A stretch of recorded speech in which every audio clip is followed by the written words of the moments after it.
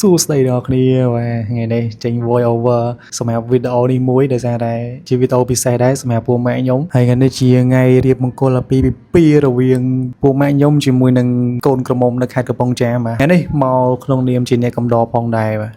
នេះអូស័យឲ្យមើលនេះមែនតើណាហើយសួរថាមែនតើអីគេមែនតើគឺការមែនតើដំបូងឡើយគឺអត់ជឿវាការទេដោយសារវាស្ងាត់ហើយប្រាប់យើងបណ្ដោយហើយអានេះជាបទពិសោធន៍មួយសម្រាប់ខ្ញុំដែរក្នុងនាមជាអ្នកកំដរនេះគឺជាសម្លៀកបំពាក់ទី1ដែលយើងស្លៀកដើម្បីធ្វើការហាយចំនួនពេលព្រឹកមិនដែរមានរកមិនដែរem khoan mình tên អែមែនតែនទៅនឹងគឺអត់មានស្គាល់ពីណាទេគឺទាំងអ្នកកំដរហ្នឹងក៏អត់ស្គាល់គ្នាដែរទើបបានស្គាល់ទៅទេងាយងើបមកនឹងមើលថ្ងៃរេះចឹងណា xanh ra តាំងយូ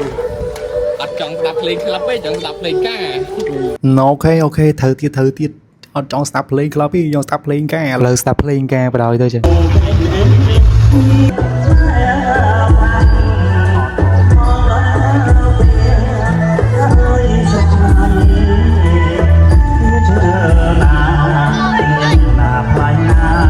អញ្ចឹងចូលមកដល់ឈុតទី2របស់យើងនេះជាឈុតកាត់សក់ពេលថ្ងៃបាទហើយខ្ញុំស្រឡាញ់ជាមួយនឹងឈុតនេះមែនតើមែនដោយសារយើងពាក់ជាមួយនឹង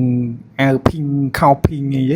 ជីវិតភីងបដ ாய் តែមានអារម្មណ៍ខ្លួនឯងរៀងអាក់វើបន្តិចដោយសារតែអត់ដែលពាក់ខោអាវអញ្ចឹងទេហើយពេលតែមើលខ្លួនឯងទៅមានអារម្មណ៍ថាឆ្កងខ្លាំងតែតពេលបានពាក់ទៅមានអារម្មណ៍ថាចង់ពាក់ដូចកូនកន្លោះវិញនិយាយលេងអញ្ចឹង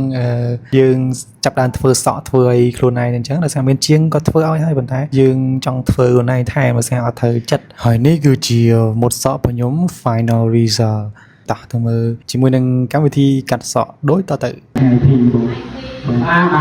xong em đi phụ tạo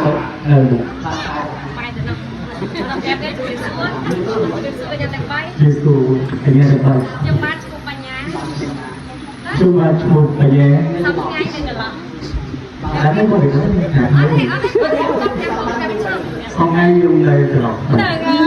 ងើយសប្តាហ៍ខ្ញុំនៅកន្លោះទេអញ្ចឹងបើសិនជាចង់ចាយចៅអីអាចចូលចាយចៅបានឥឡូវដល់គ្នាអញ្ចឹងអត់ដឹងមកទេគឺបងអ្នកកាន់សក់នឹងគាត់ហៅឡើងហើយក៏លេងជាមួយនឹងគាត់បានតិចតួចដែរហើយអញ្ចឹងយើងមានតែប៉ុណ្ណឹងកម្មវិធីពេលយប់គឺយើងទទួលភ្ញៀវហើយនឹងរាំលេងសប្បាយអរគ្នា